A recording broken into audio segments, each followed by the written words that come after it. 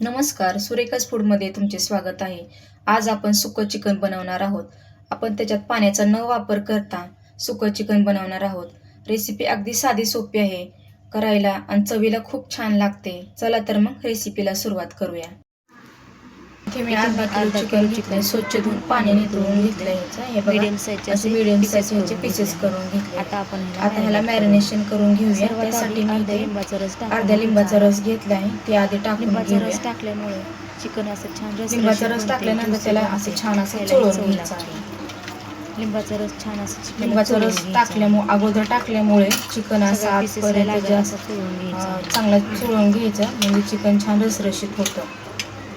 आता लिंबाचा रस टाकून झालाय. आता 1 चमचे मी आलं लसूण पेस्ट घेतली, ती टाकून घेऊया. आलं लसूण पेस्ट थोडी जास्त टाकायची. छान लागते. 1 चमचा मीठ घेतलंय आणि 1 चमचा हळद घेतली.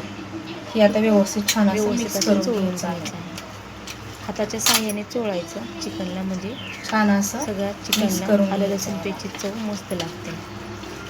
हे बघा, ह्या पद्धतीने चोळून घ्यायचं.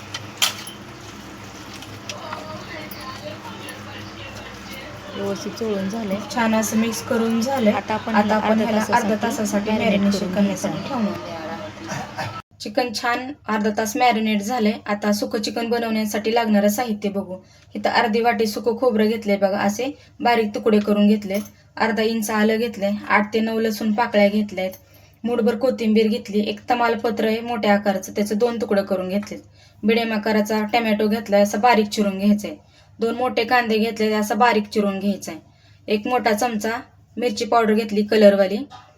अर्धा चमचा गरम मसाला घेतलाय. 2 मोठे चमचे आपला घरगुती काळा मसाला घेतलाय. चवीपुरतं मीठ घेतलंय आणि 1 चमचा धने पावडर घेतली. अगोदर आपण खोबऱ्याचं वाटण करून घेऊया. वाटण छान हे बघा असं रवाळ वाटून घेतलंय, जास्त बारीक करायचं नाही. असं वाटल्यामुळे चव छान लागते. चला आता चिकन बनवून घेऊया. गॅसवर तेल ठेवले गरम करा. 4 ते 5 चमचे तेल टाकून घ्यायचंय.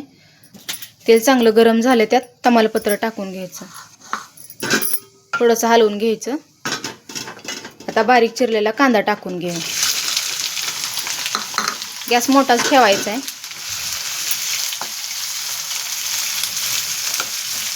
व्यवस्थित हलवून घेऊया. 1 मिनिटभर झालंय. हे बघा, गॅस मोठाच ठेवला आहे. कांद्याला थोडासा लालसर रंग यायला लागलाय. थोडंसं किंचित मीठ टाकून घ्यायचं आहे, म्हणजे कांदा लवकर भाजला जातो. कांदा आपल्याला गुलाबी होईपर्यंत भाजून घ्यायचा आहे, म्हणजे चव छान लागते चिकनला. कच्चा कांदा ठेवायचा नाही, नाहीतर चव बिघडते मग. 2 मिनिट झाले बघा, कांदा छान गुलाबी असा भाजला गेलाय. आता ह्याच्यात टमॅटो टाकून घेऊया. थोडासा असा कांदा बाजूला सारायचा. हे टमॅटो टाकून घेऊया. गॅस मिडियमच आहे, थोडा मोठा करते, हलवून घेऊया. 1 मिनिट झालाय. टमॅटो असा तेलात मॅश करत करत परतून घेतलाय. कांदा टमॅटो छान परतून झालाय. असं थोडंसं साईडला करून घ्यायचं. आता ह्याच्यात खोबऱ्याचं वाटण टाकून घेऊया.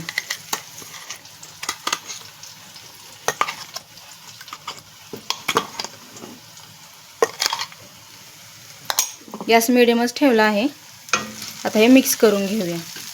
मिडियम गॅसवर ह्याला भाजून घेऊ. खोबऱ्याचं वाटण ही छान हे बघा भाजून झाले. असं थोडंसं मॅश करत करत भाजायचं, म्हणजे एकजीव होतं छान. आता ह्याच्यामध्ये कोरडे मसाले टाकून घेऊया. थोडीशी हळद टाकते, अगदी थोडीशी. अगोदर आपण मॅरिनेशन करताना टाकलीच होती. 1 चमचा धने पावडर टाकायची. हे कलरची मिरची पावडर, हा आपला घरगुती काळा मसाला. आता मिक्स करून घेऊया. मसाला छान भाजून झाले. आता ह्याच्यामध्ये चिकन टाकून घेऊया. गॅस मिडियमच ठेवला आहे. चिकन टाकून घेतलं.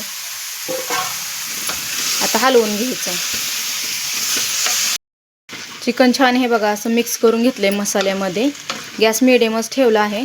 आता आपण ह्याला 10 मिनिटांसाठी मिडियम गॅसवर झाकून ठेवणार आहोत. 10 मिनिटं झालेत. आता झाकण उघडून बघूया. हे बघा, चिकनला असं स्वतःच पाणी सुटलंय, छान रंग हे आलाय. आता हलवून घेऊया. व्यवस्थित हलवून घ्यायचं आहे. थोडंसं अजून पांढरा दिसते म्हणजे चिकन थोडं अजून कच्चं आहे. अजून ह्याला 10 मिनिटासाठी आपण झाकून ठेवूया. 10 मिनिटं झालेत तर झाकण उघडून बघूया. हे बघा चिकनला छान असं पाणी सुटलंय. हलवून घेऊया.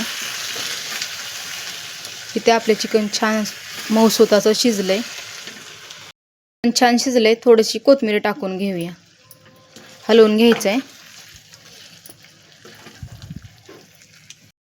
अर्धा चमचा गरम मसाला टाकून घ्यायचा आहे. छान असं मिक्स करून घेऊया. इथे छान असं आपलं चिकन शिजलंय. हे बघा तुम्हाला एक पीस काढून दाखवते.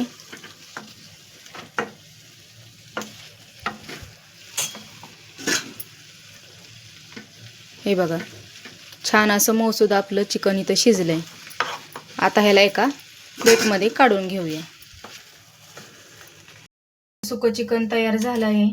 हे बघा कसं छान चमचमीत असं दिसतंय. पाण्याचा एक थेंबही न टाकता आपण इथे बनवलं आहे. खूप सोपी रेसिपी आहे. नक्की ट्राय करा. रेसिपी कशी वाटली कमेंटमध्ये नक्की सांगा. व्हिडिओ आवडला तर लाईक करा, शेअर करा, सबस्क्राईब करा आणि बेलचे बटन नक्की दाबा. यामुळे माझ्या नवनवीन रेसिपीचे नोटिफिकेशन तुमच्यापर्यंत पोहोचेल. धन्यवाद.